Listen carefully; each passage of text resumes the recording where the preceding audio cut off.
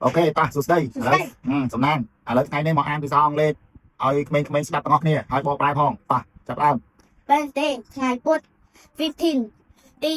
15 July ខែកក្កដា2026ឆ្នាំ2026ចំពុកទី6 ជំពូកទី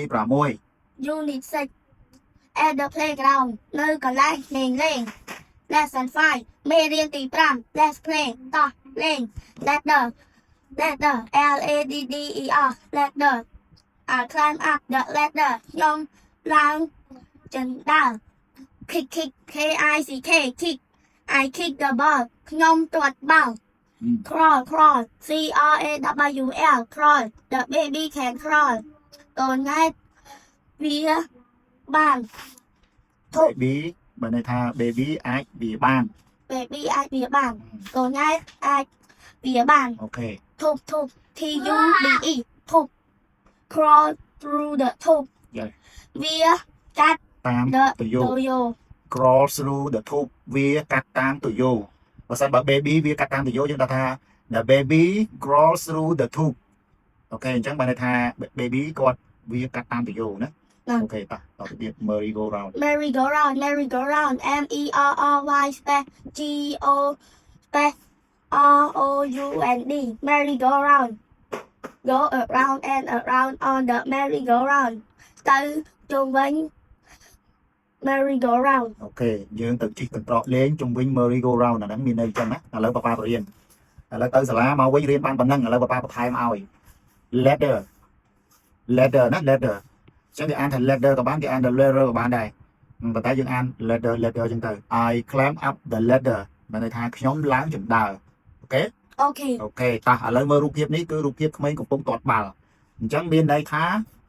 I kick the ball មែនទេបាទអញ្ចឹងមកថាខ្ញុំទាត់បាល់បាទខ្ញុំហ្នឹងគឺបញ្ជាក់ឲ្យក្មេងម្នាក់នេះបាទបញ្ជាក់ឲ្យក្មេងម្នាក់ហ្នឹងគាត់ទាត់បាល់ណា I kick the ball អូខេបន្តមកទៀតរូបនេះគឺបង្ហាញអំពីក្មេងវានៅលើឥដ្ឋមែនទេណាពាក្យថាវាគឺអង់គ្លេសគេហៅថា crawl យ៉ាអញ្ចឹងគេតើប្រយោគមួយគេថា the baby can crawl អញ្ចឹងមកថាកូនង៉ែតហ្នឹងគាត់អាចវាបានចឹងណាបាទអូខេតមកទៀតនេះអានេះគឺកន្លែងក្មេងលេងណាអាហ្នឹងគឺជាបំពង់ដែលគាត់លំអិលចុះមកក្រោមហ្នឹងអញ្ចឹងបំពង់ហ្នឹងគឺគេហៅថាធូបយ៉ាធូប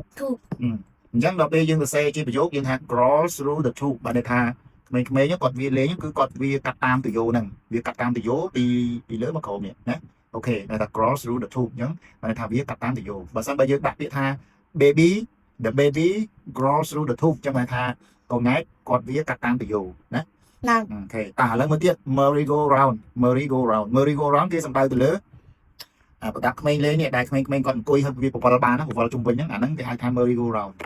អញ្ចឹងដល់ពេលយើងដាក់ថា go around and around on the merry go round អញ្ចឹង go around and around វាចង់សំដៅទៅលើយើងទៅជិះលេងនៅជុំវិញហ្នឹងវាវិលយើងទៅអង្គុយលេងហើយវាវិលជុំវិញហើយជុំវិញទៀតវិលទៅមកហ្នឹងអានេះគេហៅថា go around and around ណាអញ្ចឹងមកន័យថាយើងទៅអង្គុយជិះជុំវិញអា merry go round ហ្នឹងបាទណា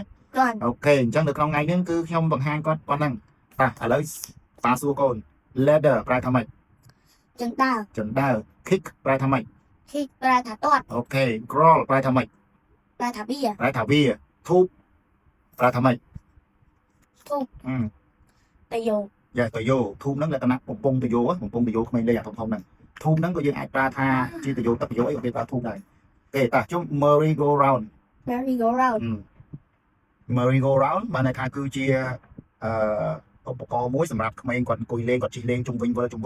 នៅកន្លែង playground ណាអូខេតោះអញ្ចឹងថ្ងៃនេះគឺយើងរៀនតែប៉ុណ្្នឹងឯងតោះអូខេបាយណាបាយ